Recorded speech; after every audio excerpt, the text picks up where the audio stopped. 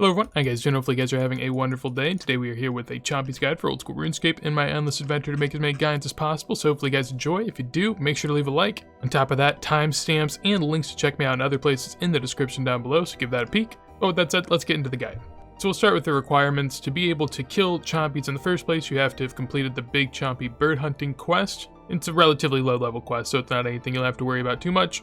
Beyond that, you'll need an ogre bow of some sort. You can use the composite bow or the regular bow. And you'll also need brutal arrows to be able to kill the Chompies as well. We're a little bit more behind Chompies. As far as why you do them, they're necessary for the Western Province Diary. The easy requires 30, the medium's 125, the hard is 300, and elite is 1,000, which is quite a lot of Chompies. You could see it as an extended Slayer task that isn't all too fun. The main reason people would do this is because after the hard diaries you have access to Elite Void, which is a nice upgrade for the Void kit. On top of that, you can get a Chompy pet after you've already gotten 1,000 KC. Before that, you have no chance of it. So you can see it as knocking out an Elite Diary and also being able to get a pet at some point. It's a very quick pet to get, being a 1 in 500 pet. And you get another roll of the pet table whenever you pluck it. So really, it's like 1 in 250.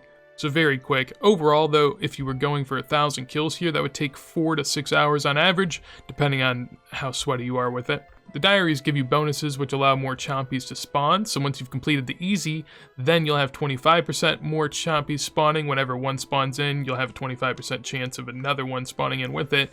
With medium, you have a 50% increase in the total amount, giving you 1.5 average per, and then with the elite diary, then you're getting double Chompies every single time that they appear. So for the range gear options here on the left hand side, we have more of a med level setup, still a pretty good setup, I would say. You could downgrade a couple things. All the items are listed down below. The downgrades you could possibly make would be to switch out the Fury for a Glory. You don't need an Archer's Ring, and you could even bring a Black D'hide instead of God D'hide if you'd like. But you're just essentially going for good range bonuses. It doesn't matter what your defenses are here. Keep in mind you'll also need Brutal Arrows again. In this setup I have Adamant. Then for the right hand side there's a max level setup that you could also bring with Rune Brutal Arrows, and again everything is listed down there if you want to give it a peek a little further. For the inventory, it's pretty straightforward. The first thing in here is the Drayman Staff to be able to utilize fairy rings. The second is a teleport to my house where a fairy ring is located. Teleport to whichever fairy ring you prefer. Then some range potions to speed up the kills,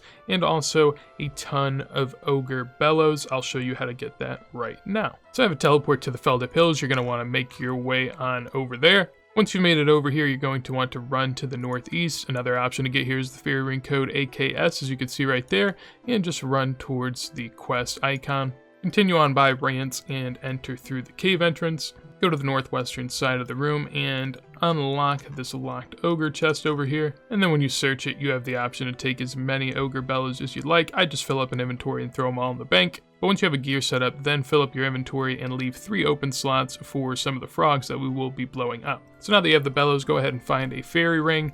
I'll be going to my house as I mentioned earlier and using the fairy ring code BKP.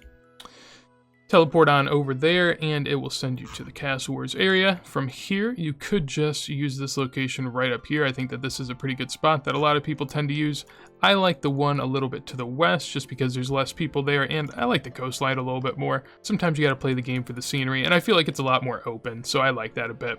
Once you made your way on over here, if you're on RuneLite, go ahead and head on to the plugin hub and then look up Chompy, and you'll find the Chompy Hunter, which you can go ahead and install. This is going to mark the Chompies, also keep a timer, and on top of that, keep a KC for you. You could also keep a KC, right here on your Ogre Bow, like you can check that, but it's fine, it's another counter. To start your trip, you're going to want to fill up your Ogre Bellows. Just head on over to the swamp and start sucking the swamp bubbles. You can do this manually, and that will allow you to get this done a bit quicker, but it is up to you on how you want to go about that.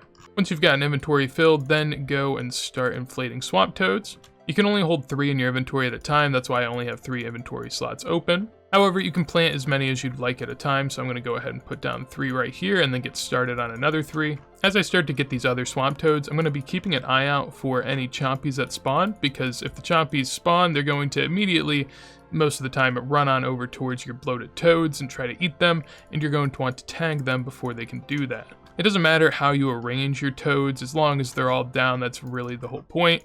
As you can see here, don't have on the combo, and there goes the Chompy eating a little something. So, as you can see, wasn't too quick on it, and I paid the price. In this example, I was able to hit both of these beforehand, and now here I'll have to be put to the test again. In between your killing, make sure that you're inflating more swamp toads, that way whenever these toads blow up, which they will after a certain amount of time, you'll have more to be able to go ahead and throw down. I recommend trying to stay as close as you can to the center of your toads, that way you can access all of the chompies that are spawning around you without any hassle. Also make sure to drink up on your range potion here and there.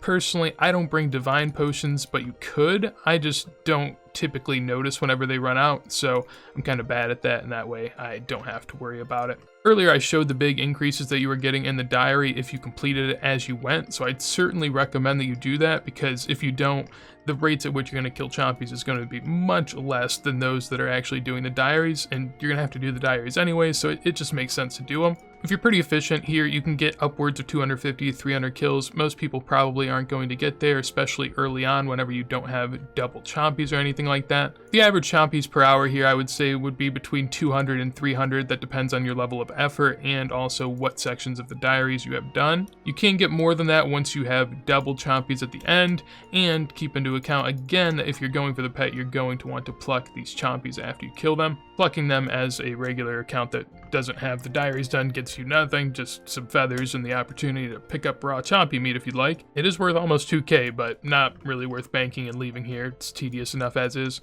So yeah, that is going to be it for this Chompies guide. Hopefully you guys enjoyed. If you did, make sure to leave a like. On top of that, if you'd like to let me or others know anything, would love to hear it down below. And if you want to see more videos like this as soon as they go live, make sure to subscribe. And with that said, hopefully you have a wonderful day, and peace.